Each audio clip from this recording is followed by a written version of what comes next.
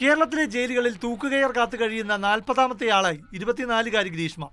രണ്ടാമത്തെ വനിതയും പ്രായം കുറഞ്ഞ ആദ്യ വനിതാ തടവുകാരിയും. ഈ വധശിക്ഷയ്ക്ക് ഒരു യാദൃശ്ചികത കൂടിയുണ്ട്.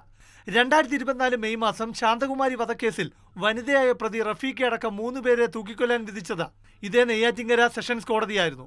ഗ്രീഷ്മയെ തൂക്കിക്കൊല്ലാൻ വിധിച്ച അതേ ജഡ്ജി AM ബഷീർ തന്നെയാണ് അന്നും ശിക്ഷ വിധിച്ചത്. തൂക്കിക്കൊല്ലാൻ വിധിച്ചെങ്കിലും ഗ്രീഷ്മയ്ക്ക് ശിക്ഷാ ഇളവിന് ഹൈക്കോടതിയെ സമീപിക്കാം. ഹൈക്കോടതിയും വധശിക്ഷ ശരിവച്ചാൽ സുപ്രീം കോടതിയിൽ പോകാം. പരമോന്നത കോടതിയും വധശിക്ഷ ശരിവച്ചാൽ ഗ്രീഷ്മയ്ക്ക് രാഷ്ട്രപതിക്ക് മുൻപാകെ ദയാഹർജി നൽകാം. രാഷ്ട്രപതിയും വധശിക്ഷ ശരിവയ്ക്കും വരെ ഗ്രീഷ്മ ജയിലിൽ മറ്റ് തടവുകാരെ പോലെ തന്നെയാകും. വധശിക്ഷ പുനഃപരിശോധിക്കും വരെ ഗ്രീഷ്മയ്ക്ക് പരോൾ ലഭിക്കില്ല. എന്നാൽ മറ്റ് തടവുകാർക്കൊപ്പം പാർപ്പിക്കും. ജയിലിലെ ജോലികൾ ചെയ്യണം. എന്നാൽ രാഷ്ട്രപതി തൂക്കുകയർ ശരിവച്ചാൽ തടവ് ശിക്ഷയുടെ സ്വഭാവം മാറും. പിന്നെ ഏകാന്ത തടവായി മാറും. ദിവസവും ഡോക്ടറുടെ പരിശോധനയുണ്ടാകും.